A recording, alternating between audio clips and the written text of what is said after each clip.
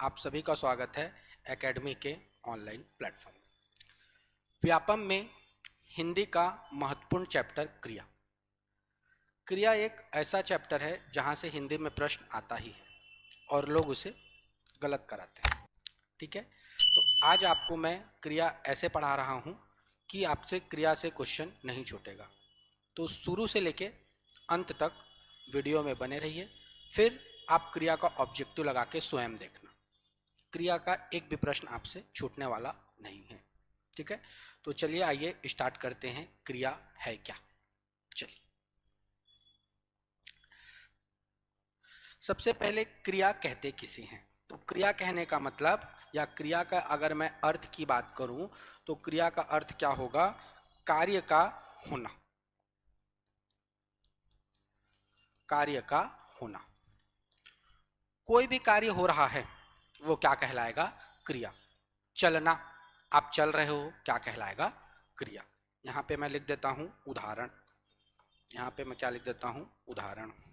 ठीक है, जैसे कि आप चल रहे हो, चलना क्या हो गया? क्रिया। आप खा रहे हो, खाना क्या हो गया? क्रिया। ठीक है, आप दौड़ रहे हो, दौड़ना क्या हो गया? क्रिया। कोई भी चीज आपको लिखने की आवश्यकता नहीं है, सारा चीज मैं आपको पीडीएफ के रूप में दे दूंगा, यही जो पढ़ा रहा हूँ। ठीक है ना, लिंक में डलवा दूंगा, ठीक है, कमेंट में। तो चलना, हंसना, खेलना, दौड़ना, कूदना, ये सब क्या हो जाएगा? क्रिया। ठीक है ना। क्रिया का एक परिभाषा और बनता है। इसी क्रिया को संस्कृत में किस नाम से जाना जाता था? धातु। इसी क्रिया को संस्कृत में क्या बोला जाता था? धातु। तो क्रिया का एक परिभाषा भी बनता है यहीं से।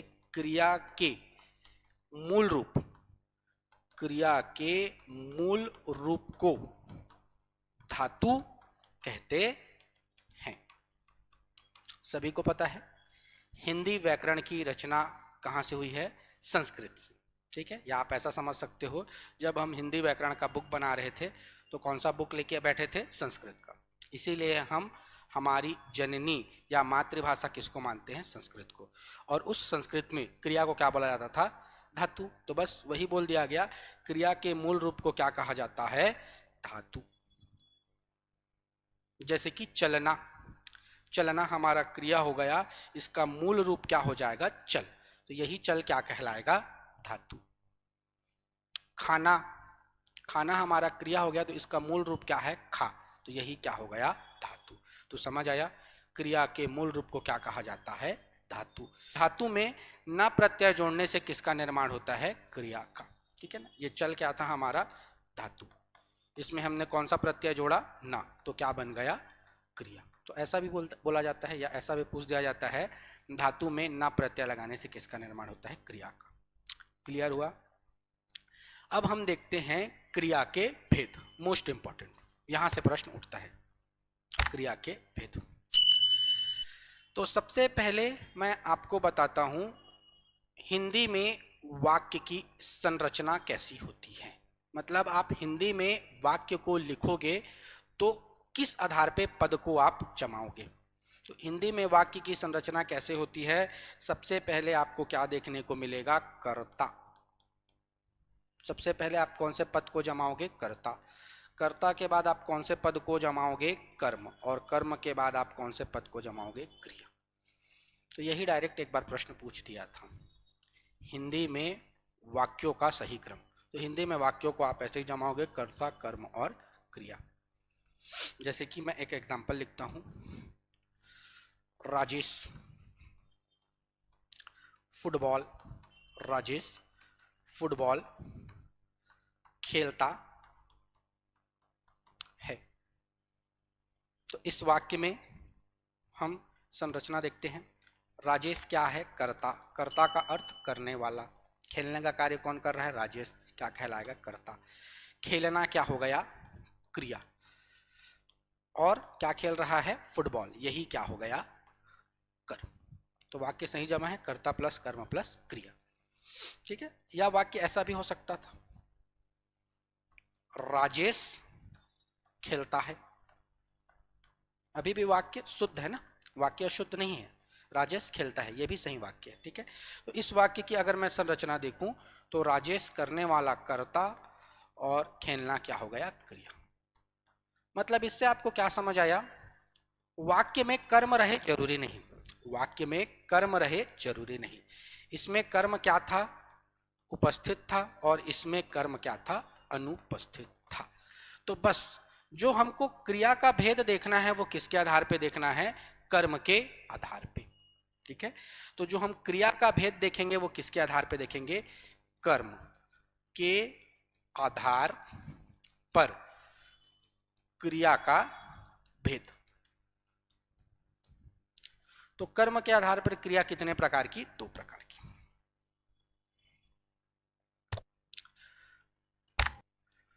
जिस वाक्य में कर्म उपस्थित हो, जिस वाक्य में कर्म उपस्थित हो वो कौन सी क्रिया कहलाएगी, सकर्मक क्रिया। ध्यान से ना, अभी सारे उदाहरण इसके बताऊंगा, यहां से प्रश्न बहुत पूछा जाता है।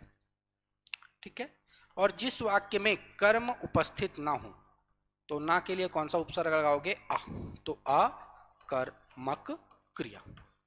तो आपको समझ आ गया होगा, अ उपसर्ग आया तो किसका अर्थ देगा, नहीं का। मतलब इस वाक्य में कर्म अनुपस्थित होता है, और स उपसर्ग आया तो किसका अर्थ देगा, सात का। मतलब इस वाक्य में कर्म उपस्थित होता है। क्लियर हुआ, तो पहला मैं पॉइंट यही लिख देता हूं। कर्म की बात करूं तो इसमें कर्म क्या हो जाएगा, उपस्थित, और अगर इसमें कर्म की बात करूं तो इसमें कर्म क्या होगा, अनुपस्थित। आराम से वीडियो को देखिए, सारा डाउट क्लियर होगा। एक एक उदाहरण जो डाउटफुल हैं सबको क्लियर कराऊंगा यहाँ पे। ठीक है, बस देखते रहिए, वीडियो में बने रहिए। ठीक है, और वीडियो अगर अच्छा लग रहा है तो लाइक जरूर कीजिए और कमेंट भी कीजिए। ठीक है ना, चलिए तो समझ आया, सकर्मक में कर्म उपस्थित, अकर्मक में कर्म क्या होता है, अनुपस्थित। ठीक है, उसके अलावा अगर इस वाक्य की मैं संरचना की बात करूं, इस वाक्य की मैं संरचना की बात करूं तो इस वाक्य का संरचना कैसे होगा, कर्ता प्लस कर्म प्लस क्रिया। ठीक है, क्योंकि कर्म उपस्थित है। और इस वाक्य के अगर मैं संरचना की बात करूं तो आपका इसका संरचना कैसे बनेगा, कर्ता प्लस क्रिया। अभी जो बताना चाह रहा हूं उसको सुनना, ये तो नहीं पूछेगा, अभी जो बताना चाह रहा हूं उसको सुनना। इससे पहले मैंने एक उदाहरण लिखा था, उस उदाहरण को मैं पुनः लिख देता हूं। ठीक है, जैसे कि राजेश क्रिकेट खेलता है। ठीक है, वाक्य में कर्ता आ गया, कर्म आ गया, वाक्य में क्या आ गया, क्रिया आ गया। ठीक है, इसको यहां पे लिख देता हूं, राजेश खेलता है, राजेश खेलता है। ठीक है, वाक्य में कर्ता आ गया, वाक्य में क्या आ गया, क्रिया। राजेश क्रिकेट खेलता है, क्या खेलता है, राजेश क्रिकेट खेलता है। मैं अगर पूछूंगा क्या खेलता है तो इसका उत्तर क्या रहेगा, क्रिकेट। मैं पूछूंगा राजेश क्या खेलता है तो उत्तर क्या रहेगा, क्रिकेट। मतलब क्रिया का प्रभाव किस पर पड़ा, कर्म पर पड़ा। पूछता है सकर्मक में क्रिया का प्रभाव किस पर पड़ता है, कर्म पर। तो मैं लिख देता हूं, क्रिया का प्रभाव कर्म पर पड़ता है। हमने प्रश्न पूछा ना क्या खेलता है तो क्या उत्तर आया, क्रिकेट, और वो क्या है, कर्म। तो याद रखेंगे सकर्मक में क्रिया का प्रभाव किस पर पड़ता है, कर्म पर। अकर्मक में अब यहाँ पे क्या खेलता बोले तो कुछ उत्तर आया क्या, नहीं। ठीक है ना, कौन खेलता है, राजेश। तो यहां पे आप बोल सकते हो क्रिया का प्रभाव किस पर पड़ता है, कर्ता पर। क्रिया का प्रभाव कर्ता पर पड़ता है। इतना क्लियर हुआ, ठीक है ना। अब सबसे इंपॉर्टेंट फैक्ट, कर्म की पहचान, मोस्ट इंपॉर्टेंट। कर्म की पहचान हम कैसे करेंगे, बस इसी को जानना है आपको।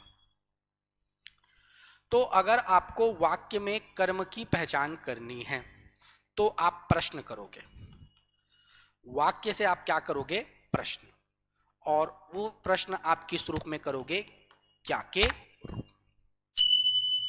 अगर अगर क्या का उत्तर, अगर आपको क्या का उत्तर प्राप्त होता है तब वो क्या कहलाएगा, कर्म। और अगर आपको क्या का उत्तर प्राप्त नहीं होता, क्या का उत्तर प्राप्त नहीं होता, तो वो क्या कहलाएगा, अकर्मक मान लो। ठीक है, यहां पे सकर्मक लिख देता हूं। तो बस अगर आपको कर्म की पहचान करनी है तो आपको किसका प्रश्न करना है, क्या का। ठीक है, किसका प्रश्न करना है, क्या का। अच्छा, ये क्या का प्रश्न कहां पे करना है ये भी जान लो। ये क्या का प्रश्न आपको किससे करना है, क्रिया से। इस चीज को भी ध्यान रखेंगे, क्या का ही ना, कहां का नहीं। कहां बोलोगे तो अलग हो जाएगा। कर्म की पहचान करने के लिए आपको क्रिया में कौन सा प्रश्न करना है, क्या। क्या का उत्तर मिले तो वो सकर्मक, क्या का उत्तर ना मिले तो वो क्रिया अकर्मक। आराम से, ठीक है, आराम से समझना, बता रहा हूं मैं कुछ भी क्रिया लिखता हूं, जैसे कि मैंने क्रिया लिखा चलना, मैंने क्रिया क्या लिखा, चलना। अब मैं आपसे पूछूंगा चलना कौन सी क्रिया है, सकर्मक की अकर्मक। तो आपको क्रिया में कौन सा प्रश्न करना है, क्या। आप प्रश्न करो क्या चलना, क्या चलना।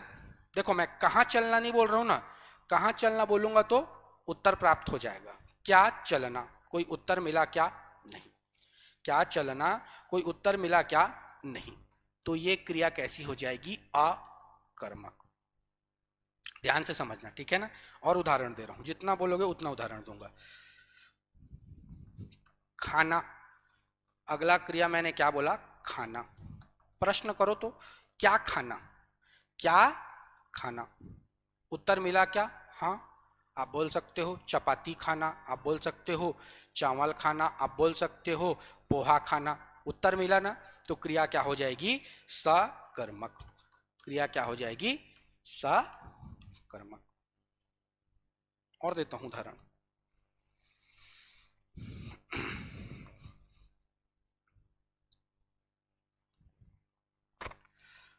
देखना, प्रश्न करो तो क्या देखना, प्रश्न करो क्या देखना। तो आप बोल सकते हो मोबाइल देखना, आप बोल सकते हो टीवी देखना, आप बोल सकते हो इमारत देखना। उत्तर मिला, बस क्रिया क्या हो जाएगा आपका, सकर्मक। क्रिया क्या हो जाएगा, सकर्मक। ठीक है, तो जहां पे भी क्रिया में क्या का उत्तर मिले क्रिया सकर्मक, नहीं मिले अकर्मक। ठीक है, अब कुछ वाक्यों वाला उदाहरण देखते हैं। जैसे मैं वाक्य लिखता हूं, रमेश रमेश पढ़ता है। अब ये वाक्य तो देख के ही दिख रहा है, आप स्ट्रक्चर से भी पहचान सकते हो। रमेश या करने वाला क्या कहलाता है, कर्ता, पढ़ना क्या हो गया, क्रिया। तो इस वाक्य में तो आपको कर्म दिख ही नहीं रहा है, तो इसको आप सीधा से क्या बोल सकते हो, अकर्मक। यहाँ पे तो कोई दिक्कत ही नहीं है। प्रश्न लगा के भी देख लो, क्रिया में क्या पढ़ना, तो इस वाक्य में कुछ जवाब मिल रहा है क्या, वो क्या पढ़ रहा है, हिंदी पढ़ रहा है, भूगोल पढ़ रहा है, इतिहास पढ़ रहा है, मिल रहा है क्या, नहीं। अब इसी को लिख लेते हैं हम लोग, रमेश हिंदी पढ़ता है, रमेश हिंदी पढ़ता है, समझ आ गया होगा। रमेश कर्ता, पढ़ना क्रिया, प्रश्न लगा लो तो क्या पढ़ना, तो हिंदी पढ़ना, तो वही क्या कहलाएगा, कर्म। मतलब ये कैसा वाक्य हो जाएगा, सकर्मक। समझ आया। चलिए अब थोड़ा और एग्जांपल देखते हैं जो थोड़ा कठिन वाला रहता है, ठीक है ना।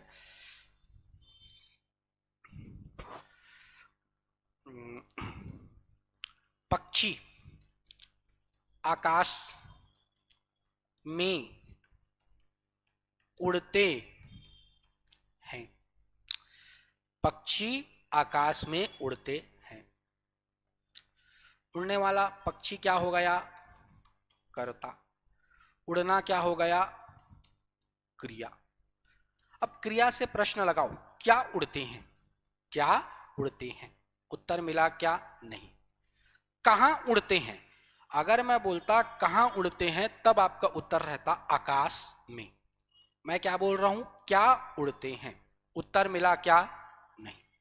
क्या का उत्तर नहीं मिला, मतलब यह क्या हो जाएगा, अकर्मक। कई लोग रट के जाए रहते हैं, इसको कर्ता कर देंगे, इसको क्रिया कर देंगे, इसको क्या कर देंगे, कर्म। ठीक है, तो याद रखेंगे इस वाक्य में कर्म क्या है, अनुपस्थित है। ठीक है,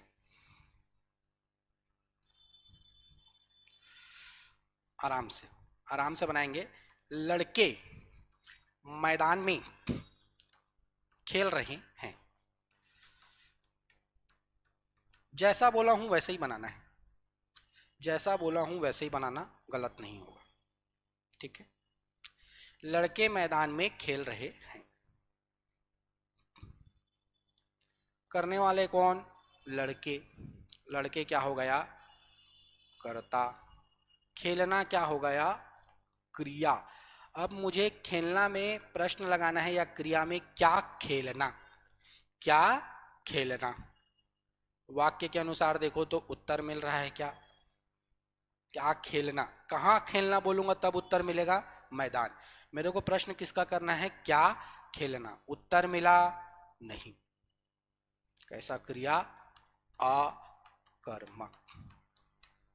ठीक है, जितने भी कंफ्यूजिंग वाले हैं सभी को लेके आया हूं, तो ध्यान से सुनते चलो। अभी और अच्छे अच्छे फैक्ट बताऊंगा, बस आप वीडियो में लगातार बने रहो। ठीक है,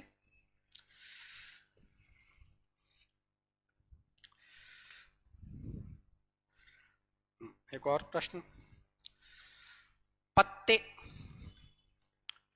वृक्ष से, पत्ते वृक्ष से गिरते हैं। चलिए बनाइए, तो बचपन से इस उदाहरण को पढ़ते आ रहे हैं, पत्ते वृक्ष से गिरते हैं।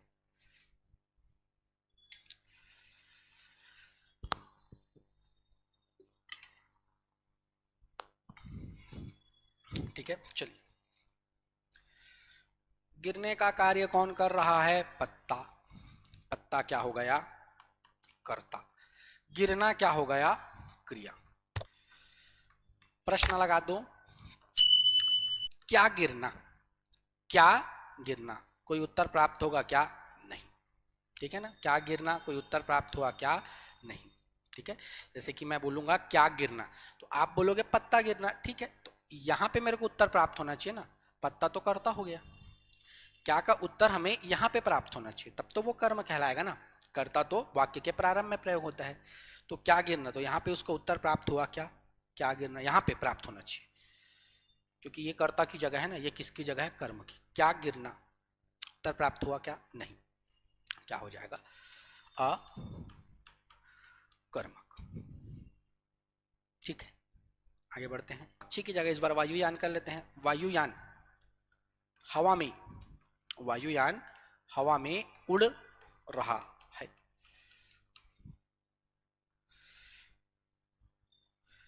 वायुयान उड़ने वाला, कर्ता, उड़ना, क्रिया। प्रश्न लगा दो और उसका उत्तर आपको यहां पे प्रश्न होना चाहिए, क्या उड़ना, क्या उड़ना, उत्तर प्राप्त हुआ क्या, नहीं। क्या उड़ना का उत्तर प्राप्त हुआ क्या, नहीं। ठीक है, तो ये क्या क्रिया हो जाएगा आपका, अकर्मक। क्लियर रहेगा। ठीक है, जितने भी थोड़े कठिन वाले एग्जाम्पल थे वो मैंने आपको बता दिए, तो सरल सरल तो आपसे बन ही जाएंगे। ठीक है, चलिए आगे बढ़ते हैं।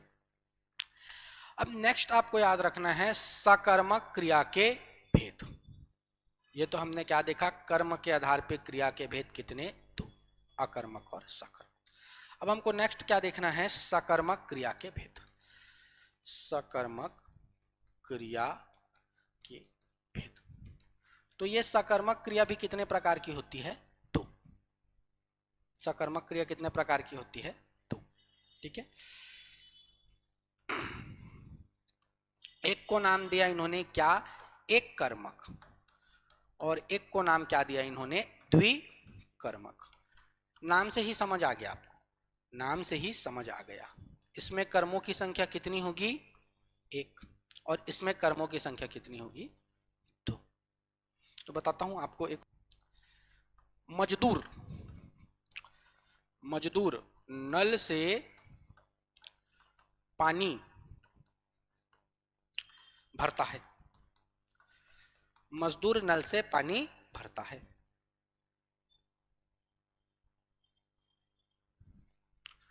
कार्य करने वाला कर्ता, भरना क्या हो गया? क्रिया। क्या भरना? पानी भरना। तो एक कर्म ये हो गया और एक कर्म क्या हो गया? नल। तो इस वाक्य में कितने कर्म? 2 कर्म। तो ये क्या कहलाएगा? द्विकर्मक। ठीक है। और एक आध उदाहरण देख लेते हैं, जैसे कि छात्र अध्यापक को हिंदी पढ़ाते हैं। छात्र अध्यापक को हिंदी पढ़ाते हैं। पढ़ने का कार्य कौन कर रहा है? छात्र। कर्ता, पढ़ाना, क्रिया। प्रश्न पूछ लो, क्या पढ़ाना? हिंदी। ये एक कर्म हो गया। और दूसरा कर्म क्या हो गया? अध्यापक। दूसरा कर्म क्या हो गया? अध्यापक। तो यहाँ आपको कितने कर्म दिखे? एक कर्म ये, एक कर्म ये। तो यही वाक्य क्या कहलाएगा? द्विकर्मक। अब इन कर्मों को हम नाम क्या देंगे? ठीक है, इन कर्मों को हम नाम क्या देंगे? ठीक है, तो एक कर्म का नाम हम रखेंगे, कौन सा कर्म? मुख्य कर्म। और एक कर्म का नाम क्या रखेंगे? गौण कर्म। अब कौन सा मुख्य कर्म कहलाएगा, कौन सा गौण कर्म? इसके पहचान कैसे करेंगे? इसकी पहचान कैसे करेंगे? तो मैं यहां पे लिख देता हूं द्विकर्म ना, द्विकर्म। एक लिख देता हूं कौन सा कर्म? मुख्य कर्म। और एक लिख देता हूं कौन सा कर्म? गौण कर्म। मुख्य कर्म सदैव क्या होगा? सजीव। मुख्य कर्म की पहचान कैसे करेंगे? जो सजीव है वो क्या कहलाएगा? मुख्य कर्म। तो गौण कर्म जस्ट इसका विपरीत क्या होगा?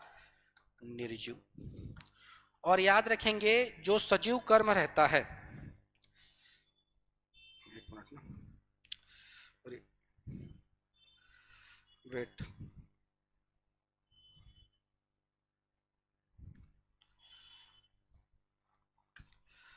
ठीक है, थोड़ा सा उल्टा बोल दिया मैं, सॉरी। मुख्य कर्म सदैव क्या रहेगा? निर्जीव। मुख्य कर्म सदैव क्या रहेगा? निर्जीव। और गौण कर्म सदा क्या रहेगा? सजीव। अगला कॉन्सेप्ट, जब भी कर्म सजीव रहेगा हमेशा अपने विभक्ति के साथ प्रयोग होगा। और कर्म कारक की विभक्ति क्या है? को। कर्ता ने कर्म को। और जब भी कर्म निर्जीव होगा वह अपनी विभक्ति के साथ प्रयोग नहीं होगा। मतलब कभी भी उसमें को विभक्ति देखने को आपको नहीं मिलेगा। उदाहरण देता हूं, उदाहरण दे रहा हूं आराम से।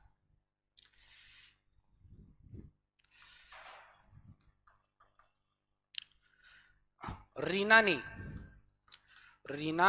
ने गाय को रोटी खिलाई। आराम से देखेंगे, रीना ने गाय को रोटी खिलाई। रीना कर्ता, खिलाना क्रिया। एक कर्म रोटी और एक कर्म क्या हो जाएगा? गाय। मुख्य कर्म सदैव क्या रहेगा? निर्जीव। तो गाय और रोटी में निर्जीव कौन है? रोटी। तो यही क्या कहलाएगा? मुख्य कर्म। मुख्य कर्म निर्जीव होने के साथ उसके साथ को विभक्ति का प्रयोग नहीं होगा। तो रोटी के साथ को विभक्ति लगा क्या? नहीं। गौण कर्म सदैव क्या होगा? मैंने बोला सजीव। तो गाय सजीव है और इसके साथ को विभक्ति का प्रयोग हुआ है। ठीक है, ऐसे आप और उदाहरण देख सकते हो। ठीक है ना, ऐसे आप और उदाहरण दे सकते हो। पिता ने पुत्र को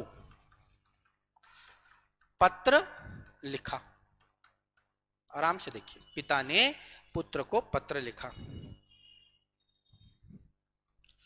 कर्ता, क्रिया। एक कर्म पत्र और एक कर्म पुत्र। ये मुख्य कर्म। क्यों? क्योंकि ये क्या है? निर्जीव है और विभक्ति रहित है। ये सजीव है और विभक्ति सहित है। तो समझ आया? इतना क्लियर हुआ? अब एक कॉन्सेप्ट और बता रहा हूं, बड़े ध्यान से समझना, ठीक है ना? आराम से समझना।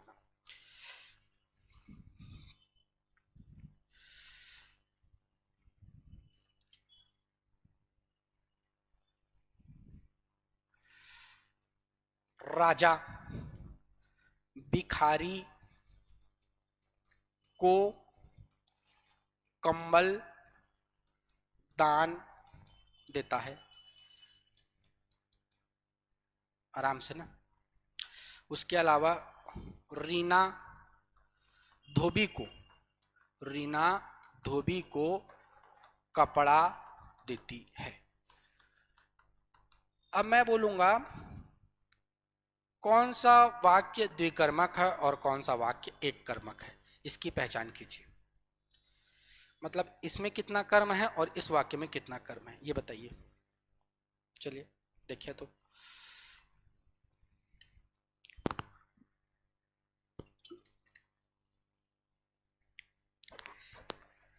ठीक है ना? चलिए देखते हैं।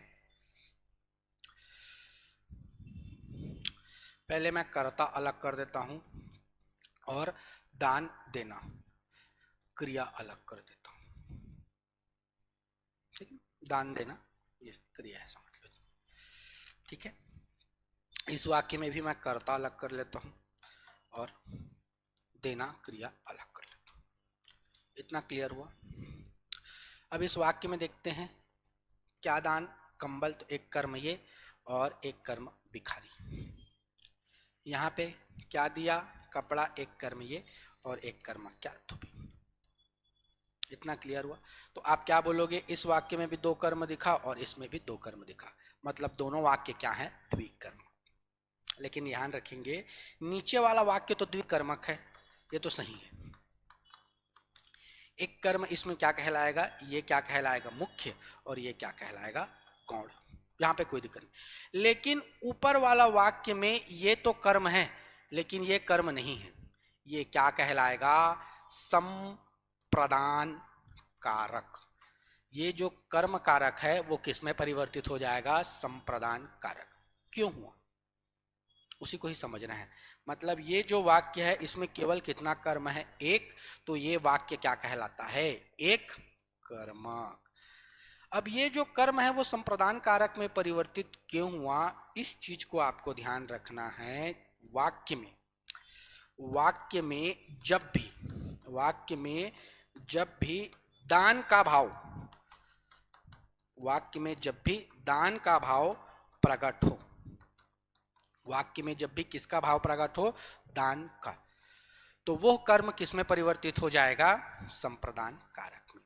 तो देखो यहाँ पे राजा ने भिखारी को कंबल दिया और यहाँ पे रीना ने धोबी को कपड़ा दिया। तो वो धोबी को कपड़ा दी है तो वो वापस लेगी ना, कपड़ा को वापस लेगी। तो यहाँ पे उन्होंने दान थोड़ी दिया, मतलब ये दोनों क्या कहलाएगा? कर्म।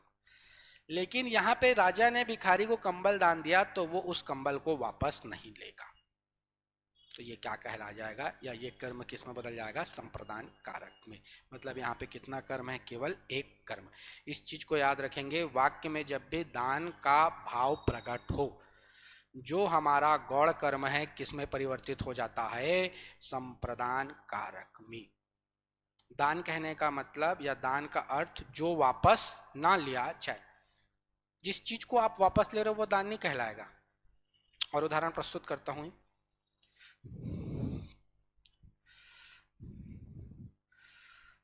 राम ने श्याम को 1,000 रुपए दिया। राम ने श्याम को 1,000 रुपए दिया। दूसरा उदाहरण इसी को ही लिख लेते हैं। राम ने श्याम को 1,000 रुपए उधार दिया। देखो बनाओ।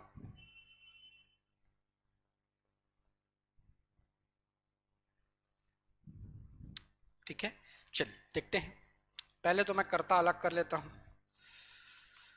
ये कर्ता और ये क्रिया, यहाँ पे भी हमने अलग कर लिया कर्ता और क्रिया।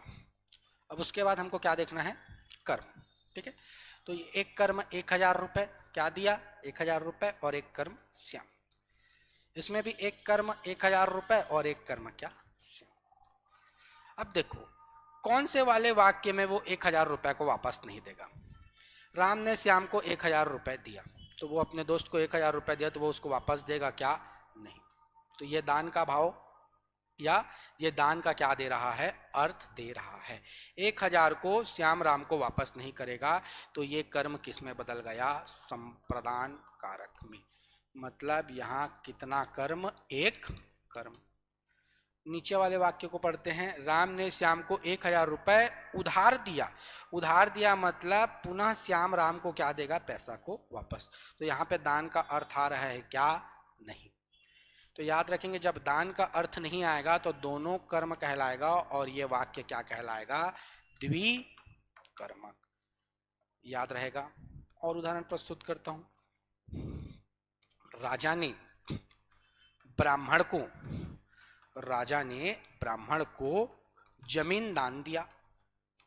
अब यहाँ पे तो दान लिख ही दिया है ना, इस वाक्य में तो दान लिख ही दिया है। राजा कर्ता, क्रिया, एक कर्म ये था और एक कर्म क्या था, ब्राह्मण। दान का भाव आया तो ये किस में बदल गया, संप्रदान कारक। समझ आया, आगे बढ़े। ठीक है, अगला देखते हैं, क्रिया के अन्य भेद। क्रिया के अन्य भेद। अभी हमने क्रिया का भेद किसके आधार पे देखा था, कर्म के आधार पे। अब क्रिया के कुछ और भेद है जहां से व्यापम बार बार प्रश्न उठाता है, उसके बारे में चर्चा करते हैं। क्रिया के एक भेद का नाम है प्रेरणार्थक क्रिया। क्रिया का एक भेद क्या कहलाता है, प्रेरणार्थक क्रिया। ध्यान से समझिए। प्रेरणार्थक क्रिया कहने का मतलब कार्य स्वयं नहीं करना है। यहाँ पे कार्य स्वयं नहीं करता। कार्य करने की क्या देता है, प्रेरणा देता है। मतलब आपको क्या समझ आया, कर्ता कार्य स्वयं नहीं करेगा। प्रेरणार्थक क्रिया कौन कहलाएगा, कर्ता कार्य स्वयं नहीं करेगा, वो कार्य को करने की क्या देगा, प्रेरणा। कार्य को करने की क्या देगा, प्रेरणा। समझना। ऑफिस की बात करते हैं, जैसे कि बाबू ने क्लर्क से पत्र लिखवाया। बाबू ने कार्य स्वयं किया क्या, बाबू ने लिखने का कार्य स्वयं किया क्या, नहीं। किससे लिखवाया, क्लर्क से। तो बस ये जो आपका लिखवाया है, ये कौन सी क्रिया कहलाएगी, प्रेरणार्थक।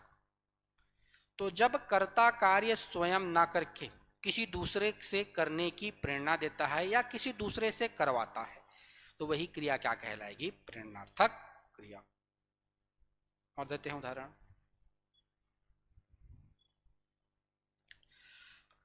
माता ने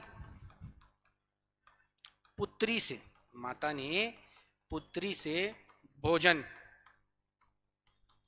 बनवाया। भोजन बनाने का कार्य माता स्वयं ने की, वो पुत्री से क्या की, बनवाई। तो बनवाया क्या हो जाएगा, प्रेरणार्थक क्रिया।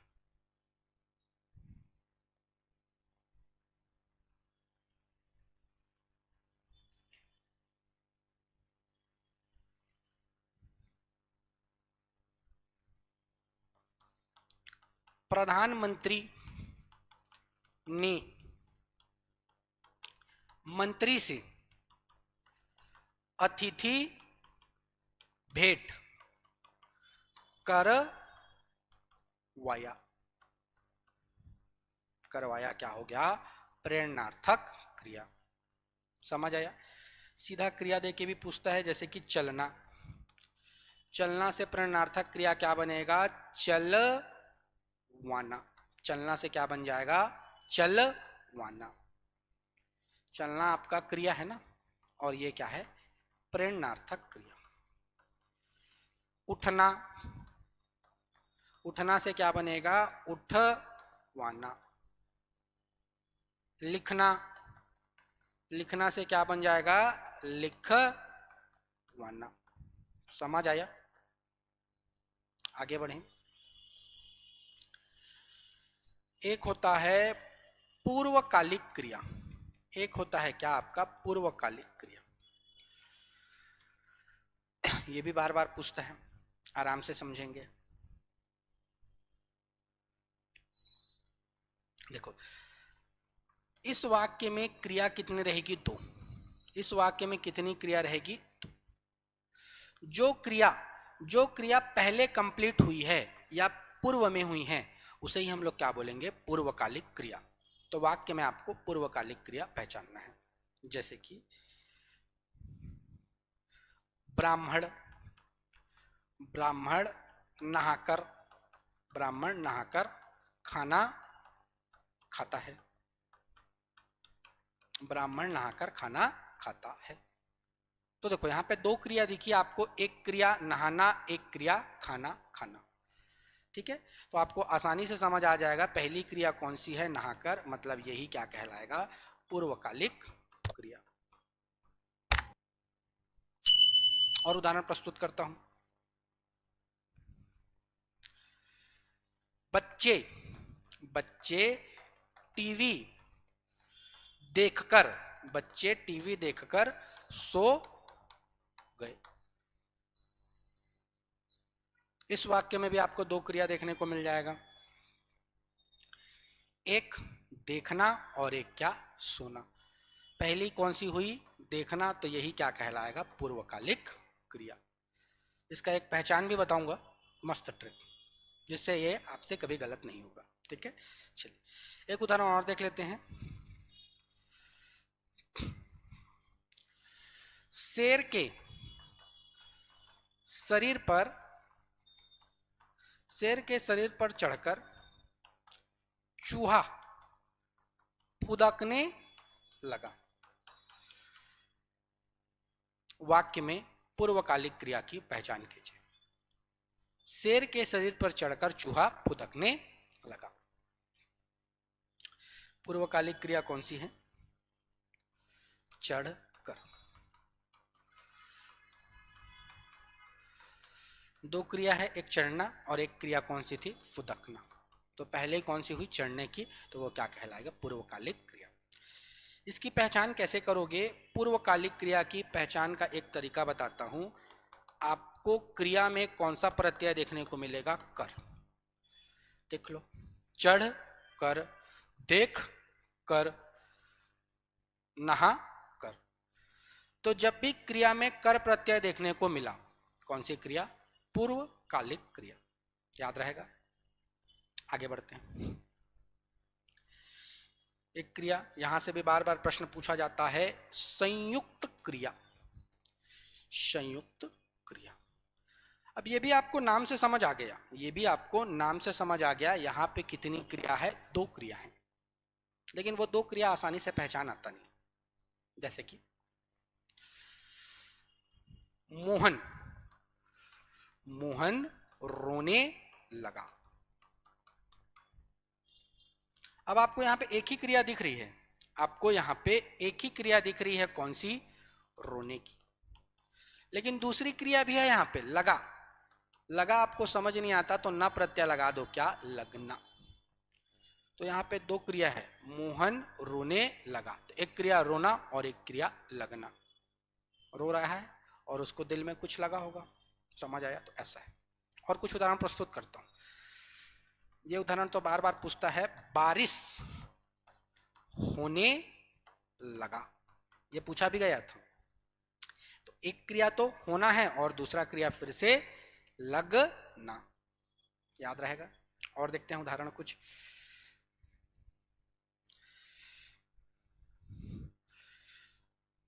उसने बिल्ली को, उसने बिल्ली को मार डाला। एक क्रिया मारना, एक क्रिया मारना और दूसरी क्रिया डालना, तो मारना और डालना। ठीक है,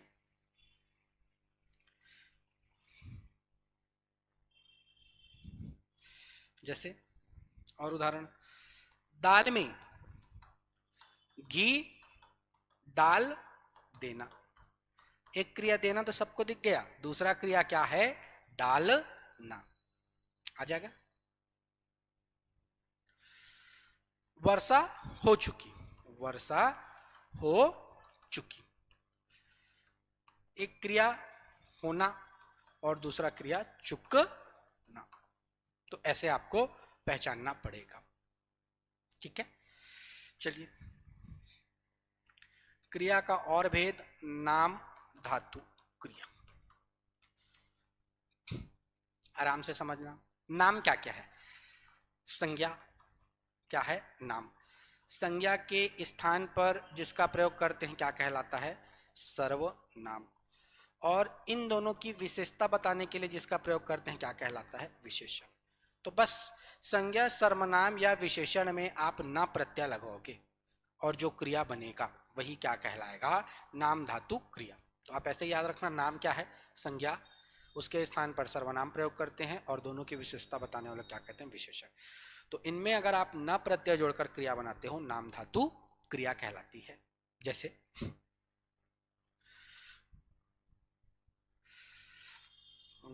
संज्ञा से जैसे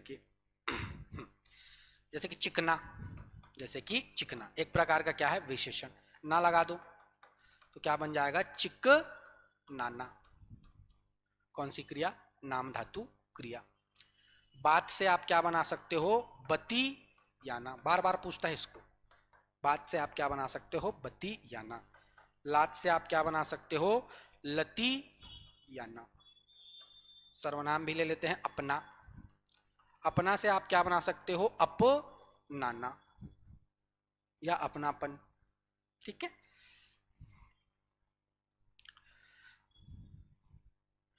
गर्म, गर्म से आप क्या बना सकते हो, गर माना। ठीक है, याद रहेगा।